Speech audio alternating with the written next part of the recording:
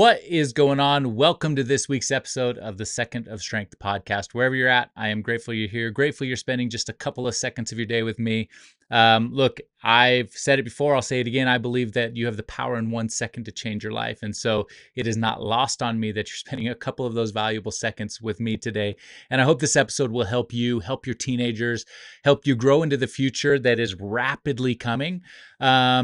And so we're going to dive into it. And before we do that, if you haven't already, if you could go and leave a rating and review for this show and then share it with one person if it helps you. But leaving ratings helps it get out to more people, which is ultimately the goal here. We want to help more people, help more parents. But today we're going to talk a little bit about what is going on in the world, in the digital world, your digital world, the digital world of your teenagers, how it's impacting them, how it's impacting you, and what we need to be looking out for in the coming days, because it's a lot. And this world is accelerating.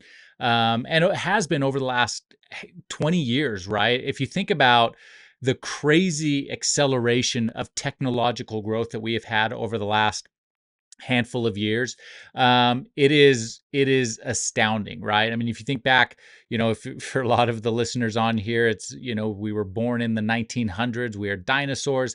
But if you think back, dial-up internet wasn't that long ago, right? In the late 90s, if you remember logging on to AOL, to chat with friends or whatever, and that dial-up sound that teenagers would go crazy about if they had to deal with that, right? But so dial-up internet, even in cars have gone from automatic, from manual transmissions and having to roll up the window by hand and get a workout doing it, to nearly everything in the car. And in some cars that are not gas motors anymore, literally almost everything in the car is controlled by computer chips. Like, that is where the world has gone.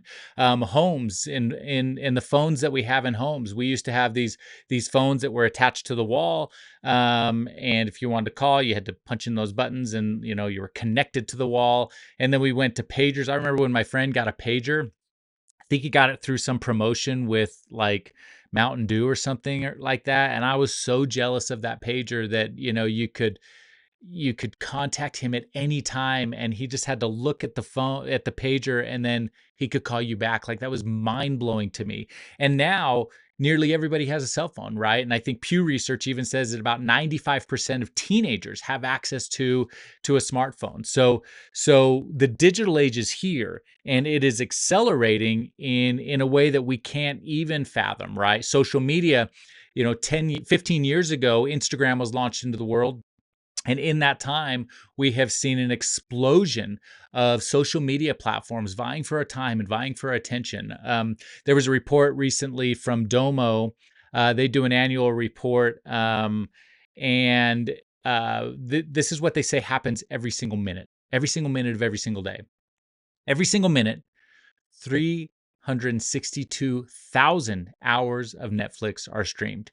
Every minute, 16,000 TikToks are uploaded onto the platform. Every single minute, 18.8 million text messages are sent. I think 18 million of those are sent from my son to his girlfriend. But there's a ton of text messages going on, and that's just not teenagers, but that's everyone, right? Every single minute, 3.4 million YouTube videos viewed. Every single minute, 138 million reels are played on Instagram and Facebook. Every single minute, 3.3 million snaps are sent. Every single minute, 1,500 hours of Fortnite live streams are viewed. That's not even playing the game. That is just watching other people play a game. Every single minute, there is so much. And those statistics, if they were big numbers to you, buckle up, because they are just going to get bigger and bigger and bigger and bigger. This world is accelerating at an unprecedented pace. And whether you like it or not, right? I speak in schools all over the country. I speak with parents. And, we talk about these things. We talk about the challenges that teenagers are facing and the things that are being thrown at them. And look, the world is not changing. This is going to accelerate because there is big money in it. There is money tied to your time and your attention. And so if you think about it, like, AI is accelerating. 3 years ago, what was AI? Today, it's everything. ChatGPT, you find it in your Instagram platform, you find it in nearly every app. AI is accelerating. Screen time is accelerating. The battle for your time and your energy is here. Are you prepared to fight for it? That's the biggest question. That's the biggest question. And are you prepared to fight for your family? Are you prepared to fight for your kids? Because make no mistake, you are in this battle. You are in this war, and it all comes down to your time and your energy. And so, and first and foremost, I think if you think about all those things that are happening, right? The every minute of every day, all these things that are happening, the biggest thing I could tell you for your teenagers, parents, if you're listening to this, wait. Wait to give your kids a smartphone. Wait as long as you can. Let your teens' brains develop. Because what hasn't happened, even though screen time is accelerating, even though all these time consumption things and consumption is, almost all day from the moment you wake up to the moment you go to sleep. And some kids don't even sleep anymore. And we're staying up later and later and we're just consuming. But what hasn't changed is brain development. What hasn't changed is the amount of time that your teenagers' brains go from where they are in thinking emotionally, thinking with the middle part of the brain. It's called the limbic system. What hasn't happened is our teens' brains are developing at the same rate and maybe even a little bit slower because we are giving social media and smartphones to them sooner and sooner and sooner. The average teen brain, the prefrontal cortex, which is the logical part of the brain, the prefrontal cortex doesn't develop in the head until about the age of 25 years old. And so if you think about that, and before that, teenagers are thinking a lot less logically. They're thinking with a lot more emotions. They're thinking with this fight or flight part of their brain. But before that age of true development of the brain, we are giving them smartphones, which is detracting from the growth that they are having. It's a major, major problem. And then it's compounded by the acceleration of technology that is exploding in the world and exploding in their heads and imploding them from the inside. It is a major, major problem that we have to recognize starts in our home. And it starts by waiting as long as you can to give your teens a smartphone. It starts by waiting as long as you can because what is at stake is their future. What is at stake is their growth. What is at stake is their potential and their happiness and their freedom. But we are giving teenagers smartphones because it is popular. We are giving teenagers smartphones because it is a simple thing to do. And I am talking a lot about teenagers right now because I'm passionate about that. I go in schools and I speak to teenagers to help them overcome the challenges they're facing. But let's not pretend that this is just teenagers, right? This is also adults. If you think about and you look at your screen time, we are spending a lot more time, even myself included, we are spending a lot more time on digital devices than we should be because these devices are grabbing hold of us even at an older age. And so what is it doing to our teenagers if it is having this major impact on us? And what I really want you to be prepared for, and I think this part of this podcast, if you share nothing else and you just say, hey, listen to this time on this podcast, because I think every parent in the world needs to understand this and what's about to happen to your kids, to your smartphones, to social media, specifically Instagram, and specifically with Meta.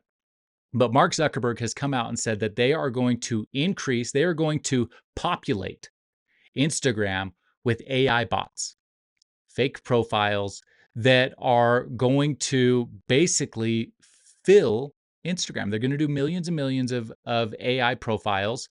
And so what is going to happen is that very quickly, you and your teenagers are not going to be able to distinguish what is real and what is not.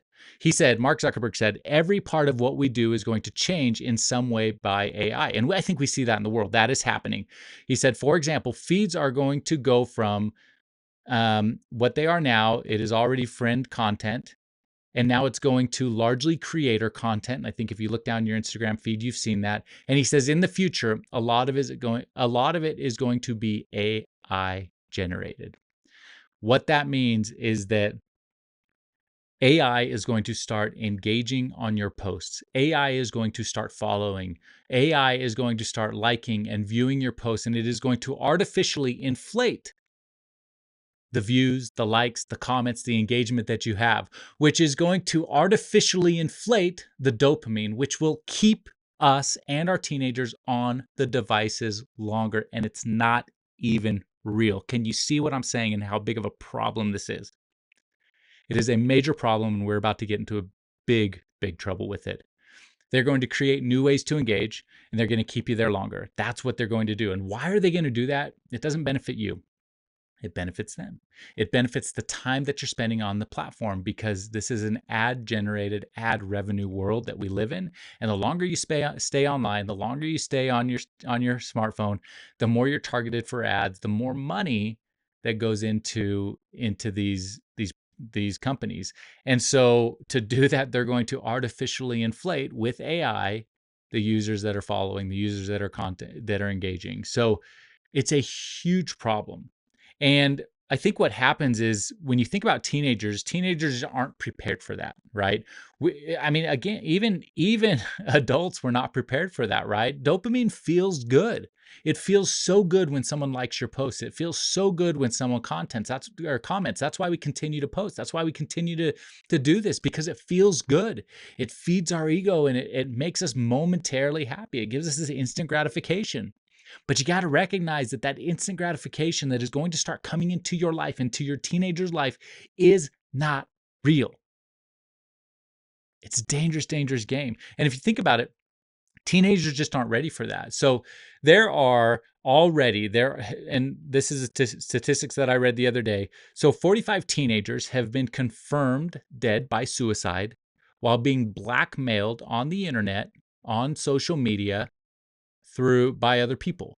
And so what happens, it's called sextortion, if you haven't heard about it, but it's extremely dangerous. And what's happening, and most of it's coming from Africa, but these guys jump online, they pretend to be, if you have a teenage boy, they pretend to be a teenage girl, and they start chatting with them, and you can't tell any difference between, who it is. You don't know who's behind the screen on the other side, but they start chatting with them. And then they start sending explicit pictures, and they ask your teenage boy to send explicit pictures back. And when your teenager does that, they automatically grab it, they take the screenshot, and then they extort them for money and say, look, if you don't pay me this money, $3,000, $5,000, then I'm going to share these pictures with everyone you know. And teenagers feel trapped, right? And this fight or flight mechanism kicks in even more, and this fear, and this what am I going to do? What am I going to do? I can't tell anybody about it. The people are going to judge me. I'm going to get in trouble. And so 41 teenagers have committed suicide because they've been blackmailed on the internet. There have been other reports of teenagers who have been chatting with AI bots and developing relationships with AI bots. Not real. They're not real people.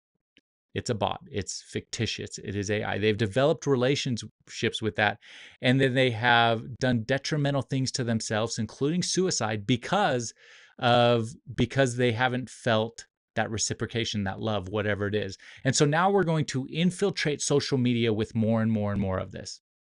It's a problem. It's a huge problem. The answer to the problem starts in your home. The answer to your problem starts with talking with your kids. The answer to your problem starts with waiting as long as you can to give your kids social media. They don't need it. They think they do. They don't. They don't know the risks. They don't know the harm. They don't know what's about to happen to them when they start engaging with a platform that doesn't care about them. That's what's going to happen. And it is scary. And if you are a parent who has already given your kids smartphone, social media, then like I know, the problems that happened. You know that it impacts their mood. You know it impacts their self-worth. You know it makes them unhappy. It makes them less motivated to get out in the world. You know that they just scroll and scroll and scroll. You know the problem that it has. Now amplify it. Amplify it, because that's what's going to happen. And I hate being doom and gloom, but I want to be real. And I want us to rise above this. I want us to come out of this on the other side in a better, healthier place, because we can overcome. We can survive. We can thrive through the technological age, but we've got to know and be aware of what's happening. And I think there's a couple just really quick 3 things that we can do, that you can do to in your home, right? As a parent, even as a teenager, if you're listening to this. And the first one, which is not the first one, it's something I said a few minutes ago, but wait as long as you can to give your kids a smartphone. That is the number one thing that I can recommend to you to help your kids, is to wait as long as you can and communicate with them, because communicating with them and helping them understand the dangers and helping understand what's going on there is going to help them through. It's going to help them recognize the challenges and the fears and the things that are out there. And they may still want social media, but they're going to be okay that they don't have it yet. So that is not one of my three things, but that is the number one thing. The first thing I would say, but number one for you as a parent, as an adult, is we need to increase our understanding of AI.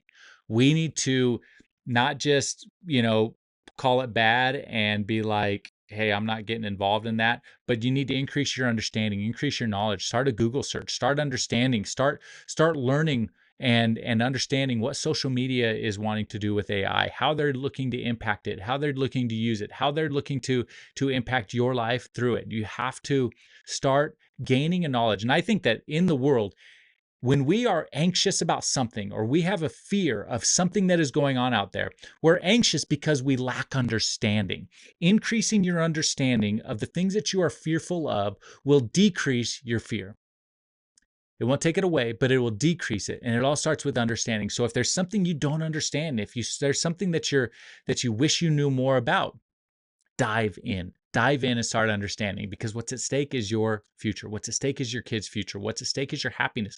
So we need to increase our understanding ourselves of AI, of social media, of the trends, of the things that are out there, so that we can be in the know instead of not in the know. That is really important. So that's the first thing. The second thing is we need to increase and strengthen our mental health and the mental health of our teenagers. We need to work on resilience. We need to work on being stronger. We need to work on strengthening our mental health and strengthening our teens' mental health, because your mental strength will be required to grow and survive in the future. I'm going to say that again. We have to strengthen mental health because mental strength will be required to grow and survive in the future. Critically important. And you do that by working on yourself. You do that by self-improvement. You do that by podcasts like this, by putting your teen in situations to learn, not just scrolling on their phone, not just anything, but learning and growing and failing and standing up and being strong and accepting, as parents, their misfortunes, accepting their missteps and loving them through that. I always tell parents that if your teenager messes up, which they're going to do because that's what they do, and we were teenagers once and we messed up and that's what we do. But if your teenagers if they mess up, whatever it is, I don't know what it is, or maybe they come to you with a hard truth, right? And I always say, when you find your 1 second of strength to tell your parent their hard truth, right? When your teen finds that 1 second of strength, the number one thing that you can do is not freak out. Don't freak out on them. Listen, understand. There may be consequences to the actions, and that's okay, but don't freak out. Don't break their trust, because we need to help them and help them through this time. We need to help strengthen their mental health, because their mental strength is going to be required in the future to help them grow and survive. Critically important, critically important. So that's the second thing. And the third thing that we need to do is we need to focus on what we control. We cannot control that AI is accelerating at a pace that we have no idea. We can't control that social media is constantly targeting us and wanting us to spend more time and more energy there. We can't control any of that, but we do get to control us. You do get to control how much screen time you do spend. You get to control and increase your downtime. You get to increase your think time. You get to increase the things that are not going to take control of you. And I think, one of the biggest things, I've mentioned this before, I've mentioned it again, but I don't look at my phone in the morning or before bed. I actually turn off social media. It's impossible for me to access it, because I don't want social media to control me from sun up to sundown. I want to be in control of my day. And that some of that day means scrolling on Instagram. Some of that day means working through Instagram. Some of that day means looking at the internet, looking at sports. That's okay. All of that's okay. But it's not okay if it controls me. I need to be the one in control. And if we feel like we are out of control, and social media is taking us out of control, that's when we need to step in, have a hard stop. Maybe it's take a day off. Maybe it's take a week off. Maybe it's delete it from our phone and just spend time away. Because when you increase downtime and increase think time, those two things, and do them simultaneously, you start to begin to pave the path to your future in a way that is going to help you be successful and happy. And there's nothing more important than that. So, oh man, it's a crazy world we live in, but we can survive it. We can make it through it, but we have to be willing to increase our understanding, strengthen our mental health, and control what we can control. And if we are willing to do that and step in, and it might take a hard stop or drawing a hard line in the sand to do that with you or with your family, but when we do that, we're going to make it through it. I know we can. So anyway, I hope this episode helps you.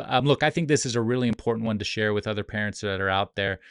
Share it with everyone you know. Everybody you know needs to listen to this episode, because what's at stake is our kids' happiness, our futures. We got to listen to it. You got to understand it. We got to help. We got to help people through that. So share this. Share it on Instagram. Tag me if you do, at Real Tanner Clark. And if you haven't done so, like I mentioned at the beginning, helps me a ton if you go and leave a rating and review for the show, so that we can get this message out to more and more people. So, but we're going to make it through. Don't stress. Again, fear comes from a lack of understanding. It's time to step in and start understanding more so that we can help our kids and help ourselves through this digital age, because it can be a successful, happy time, but we've got to be in control of it. We've got to understand it. So anyway, I will leave you the way I always leave you. And that's by telling you to go find your 1 second of strength and be happy.